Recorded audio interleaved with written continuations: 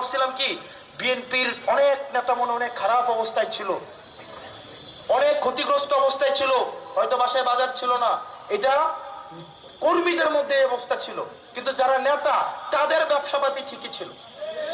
যেমন সংসদের মধ্যে সালাউদ্দিন আহমেদ বলছিল না, কি বলছে, উনার 4টা গাড়ি, উনার 4টা বাড়ি। ওই সময়ে ছিল যখন উনি শিলংয়ে কি অবস্থায়, গুম অবস্থায়। এবং এই 16 বছরে ওনার সম্পদ 1 টাকাও কমে নাই, বরং 25 গুণ পর্যন্ত ওনার সম্পদ বাড়ছে। ওনার ছেলে ব্যাংকের ডিরেক্টর পর্যন্ত ছিল, কিন্তু যুব দলের ইউনিয়নের নেতা কর্মী বাড়িতে আসতে পারে নাই। আমাদেরকে কি বলা হয়, তোমরা অমুকের পিছনে রাজনীতি করবা, তুমুকের পিছনে রাজনীতি করবা, অথচ নিজের ছেলে মেয়েদেরকে রাখছে বিদেশে।